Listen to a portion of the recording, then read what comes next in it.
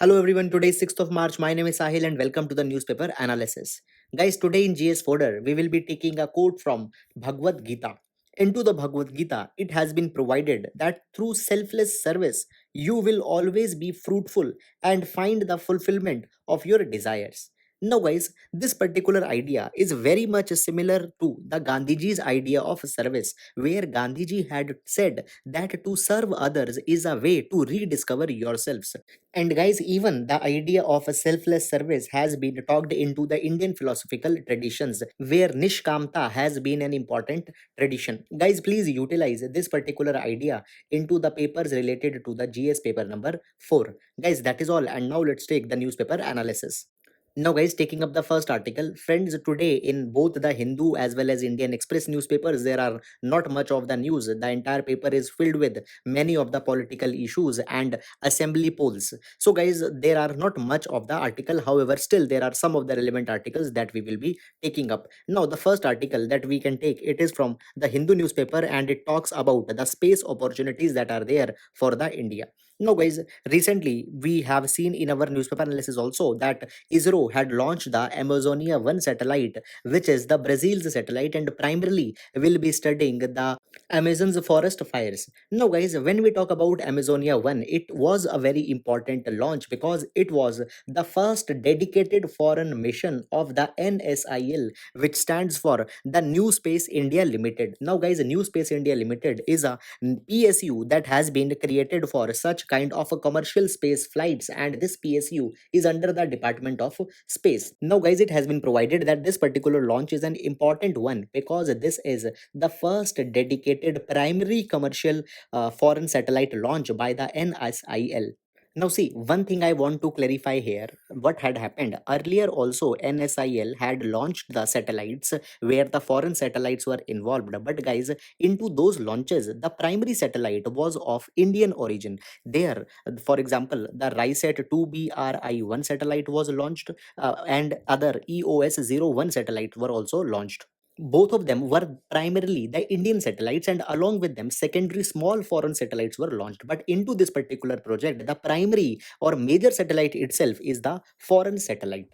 Now, guys, further, NSIL is an important entity for India into the times to come because it has been seen that as the space technology sector is increasing, as well as the space sector has also been liberalized by the government, there are many private entities which want to launch their own satellites. They want to explore the space opportunities, but the launch vehicle primarily is provided by the ISRO. So dependence on ISRO is there, and how the ISRO will be dealing with these private entities, commercial entities, it needs a kind of an organization in between which can mediate all these things, and all this particular issue thing will now be dealt by NSIL. Now, guys, earlier there was the Entrix Corporation which was seeing all this particular matter, but now the NSIL is there because, guys, you might be knowing that the Entrix Corporation has struck into a controversy, that is the controversy with the Devas Multimedia. Now, what is this Devas Multimedia controversy? See, you don't need to go too much into the detail because it is a very old matter, the matter of 2005. But briefly, I will tell you. So basically, Devas Multimedia was a organization with which the ISRO or the Entrix came into an agreement, and as a part of this particular agreement, the satellites were to be launched. Basically, two satellites were to be launched, and by that particular launch, the Devas was to be given an access of the S band spectrum. But what happened later this particular deal was cancelled because the Indian government changed the policy and said that the S band spectrum cannot be made accessible to all because there might be a national security implication, and therefore the Devas said that the contract has to be terminated. And into this particular termination, the Devas asked some of the claims from the Indian government, and 1.6 billion dollar worth of claims were asked from the India. And, guys, this particular matter was later appealed, and into the permanent court of arbitration into the Hague, it was ruled that the Entrix Corporation has to give money, and more than 1.2 billion dollar in compensation was to be given by Antrix to the Devas, and this particular matter is still going on, and therefore Antrix is not having that very good reputation, and therefore, guys, now NSIL is primarily being explored, and now as the space opportunity sector is increasing, the NSIL will be playing an important role, but it has been provided that NSIL should be driven onto the professional principles and it should not go into the territories of broken contracts as had happened with the Antrix. And into this particular capacity, even the other organization that has been created by India, that is the InSpace, which stands for the Indian National Space Promotion and Authorization Center. It is a kind of a regulatory body onto all the commercial interest that the ISRO will be entering. So InSpace should also ensure that the professional principles are being abided so that we can truly reap the potentials that our space sector can give us. So guys, this is the entire message that has been given into this particular article. I hope that you have understood it, and now we'll be moving to the next article. Friends, this particular article has been taken from the Hindu newspaper and it talks about the cyber security architecture that is direly needed into the India into the wake of increasing cyber attacks. And guys, case in point is the recent report where it has been provided that the cyber attack in October onto the Maharashtra was done by the Chinese entities. Now guys, first of all this particular matter we have taken up onto the 2nd March of the newspaper analysis, where we have discussed that how Chinese might have targeted the power systems and even regional load dispatch centers, as well as a coal fired thermal power plant might have also been attacked by the China. And further, it has been provided that when we see the attacks that has been made onto the Indian entities, it goes back to more than a decade. For example, in 2009, it was found that GhostNet, which was a cyber espionage network, was targeting the Indian entities. Particularly, it was targeting the Tibetan government, which was in exile in India, as well as embassies were also being targeted by the GhostNet. After that, guys, there was the Stuxnet, which primarily attacked the nuclear reactors into the Iran, but some of the targets in India were also made. Then, guys, next comes the Suckfly. Now, the Suckfly had targeted the Indian government, the private entities, as well as it also targeted the National Stock Exchange. And then the D-Track attack was made. Now, guys, this D-Track, it targeted the Indian banks as well as the Kundakulam nuclear power plant into the Tamil Nadu in 2019. Now, it has been seen repeatedly that whenever these attacks are made and the questions are raised against the origin and the damage that has been caused by these attacks, government says that they are inquiring the matter and a report is underway. But up till now, no substantial matter has been put up into the parliament. Moreover, many a times questions has been asked, but nothing clear-cut answer has been given by the government. Now, guys, into all these particular attacks, it can be seen that China is playing an important role, but there is one more new dimension which is developing. Guys, it has been seen that the Central Investigation Agency or the CIA is running the Umbrage project. Now, this Umbrage project aims that the cyber attacks which are being done, for example, the cyber attacks are being done by the USA, and when you will try to identify the origin of this cyber attack, it will mislead you, for example, to the China. It will leave the false digital footprints, and the intention is to further create the intimidation between the two other kind of countries. So this is other implication. So guys, even when the footprint is coming from China or coming from any other country, we cannot even truly say that it actually originated there or not. So such diverse implications into the cyber security architecture had come. Now guys, government had also tried to respond adequately and had created many of the institutional mechanisms. For example, there is the National Security Council, which is chaired by the National Security Advisor himself or herself, and it plays a key role in shaping the India's cyber policy ecosystem. Moreover, guys, the NSA, National Security Advisor, also chairs the National Information Board, which is actually an apex body where the cross-ministry coordination onto the cyber security policy and all such kind of measures is taken. Then, guys, after that, there is also the National Critical Information Infrastructure Protection Center, which has been established under the National Technical Research Organization NTRO, and its mandate is to protect the critical information infrastructure. And then, guys, in 2015, the Prime Minister had further established the Office of National Cyber Security Coordinator, who advises the Prime Minister onto the strategic cyber security issues. For example, the issue which had happened into the context of the Maharashtra. Then, guys, there is also the India's Computer Emergency Response Team, CERT-IN, which you might have heard. It is a nodal entity and it responds various cyber security threats to non-critical infrastructure. and it comes under the Ministry of Electronics and Information Technology. Then, guys, the Ministry of Defense had also recognized that the cyber security is an increasing threat and had upgraded the Defense Information Assurance and Research Agency, and into it there have been a Defense Cyber Agency which has been established. It is a tri-service command of the Indian Armed Forces which will coordinate and control the joint cyber operation by the different arms, as well as it will also craft India's cyber security doctrine.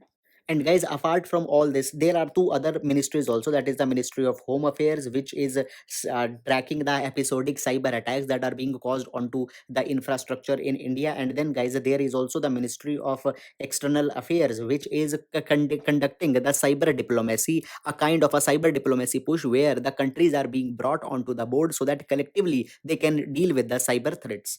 Now, guys, into the article, there is one more dimension which has been provided. It has been said that India up till now has not clearly articulated that what is the India's policy onto the cyber conflicts. For example, you might be knowing that onto the nuclear conflicts, we have seen that India has a very clear-cut policy: no first use. That is, we will not be using the nuclear weapons, but if anybody else will be using, we will be carrying the attack which might exceed the proportions of the attacks which India had seen. So there might be a bigger attack that will be made by India. So into this context, we are needed that we need to provide a clear cyber conflict policy also.